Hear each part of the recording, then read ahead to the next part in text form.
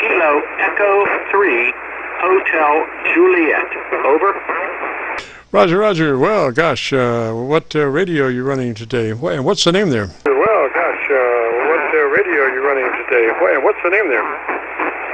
Yeah, Roger, Jim. Name here is Dave, Delta Alpha Victor Echo, and you've helped me before, and I appreciate that. I don't think I need any more help today. I think everything's working the way it was, but I just wanted to thank you for your patience and your effort. Very nice contribution to ham radio, and I do appreciate your efforts, Jim. Back to you.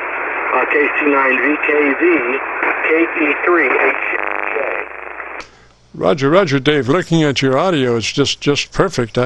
I guess I did set that one up? It's just perfect. I guess I did set that one up? Yes, sir. You helped me a few weeks ago, Jim. Thanks very much. Over. Yes, sir. Just beautiful audio. Just hangs up there. 3 dB dynamic range. There's nothing that beats a 3 dB dynamic range transmission, because the audio is just so fat. But then again, on the other hand, it's so clear. Roger. Fat, but then again, on the other hand, it's so clear. Roger. Yeah, Roger, and this is a very simple station. ICOM 7300 barefoot, gap shallow vertical, and D104 with an FET preamp and an external equalizer. Over. Yeah, Roger, Roger. And so, Dave, where are you at the moment? What's your location at the moment? Where are you at the moment? What's your location at the moment? Oh, Roger, Jim. QTH is near Pittsburgh, PA, just a few miles north. Over. Roger, Roger. And gosh, I really appreciate checking in there, saying hello. It's sounding great. And, what do you think about that 7300 offhand? Great. And, what do you think about that 7300 offhand? Well, to tell you the truth, I wanted a general purpose rig that was decent, very decent, not too big, pretty much self-contained, so that I could use it in the RV if necessary, or an apartment if necessary, or at home, whatever. It's a versatile rig. It might not be the absolute best for everything, but it's sure darn good for most things. So I'm very happy with the rig. I've had it about 4 years. Jim, back to you. Roger, Roger. Now, are you using a power supply for that, or are you using a battery and a charger kind of thing? For that, or are you using a battery and a charger kind of thing? No, it's hooked up to a power supply. It's hooked up to an Astron switcher that I bought about 30 years ago. And the switcher has not really been off for most of that time. So I've had it's a 25 amp switcher.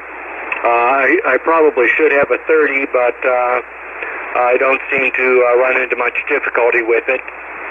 So I do have a battery and a solar panel, but I don't have all that together right now. So it's running on an AC supply. Jim, back to you.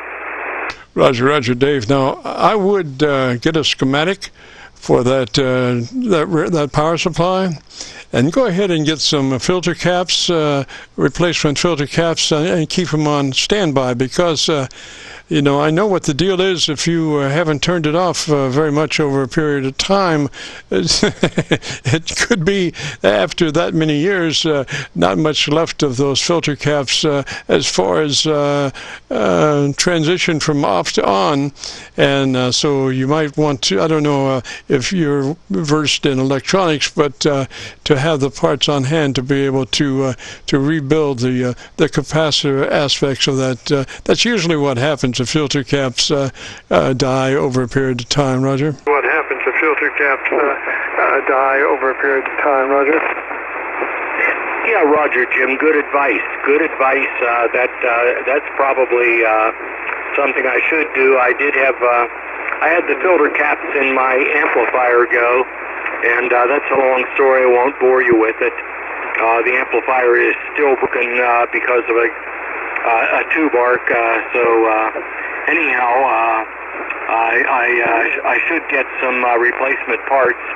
Although a whole replacement supply wouldn't cost me more than maybe $100, $150, something like that, if needs be. So, whatever. You try to keep this stuff working. The other rig that I've got, which is not on the air right now, is a Ten-Tech Omni 5. Good old Omni 5 from about 30 years ago. And it's got a couple of issues, which I'm dealing with, and it's almost ready to go back on the air, but I'm using this external UR6 QW equalizer.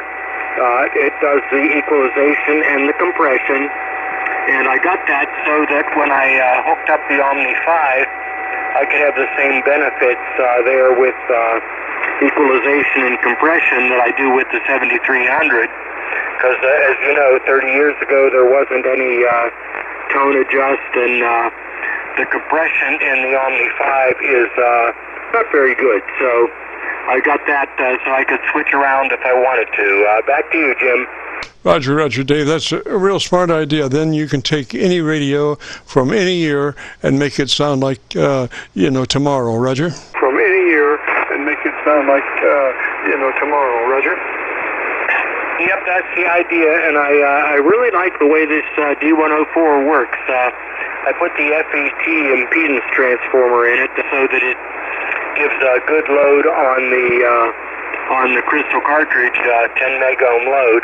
Now, right now, I'm running the UR6 box in the DX setting, which actually turns on the limiter and reduces the output below 300 hertz. Which I don't use unless the conditions are bad like they are right now.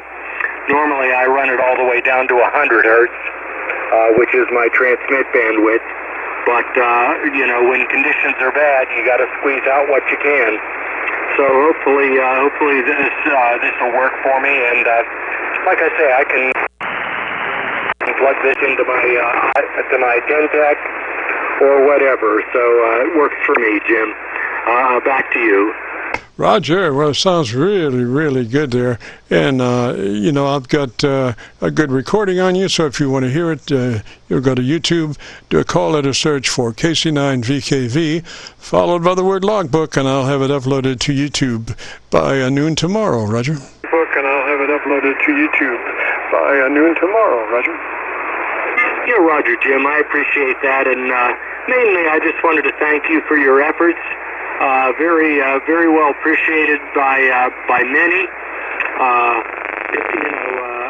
Interrupted by some, and forget those. But you really do a good job, and it's well appreciated by a lot of people. So thank you very much.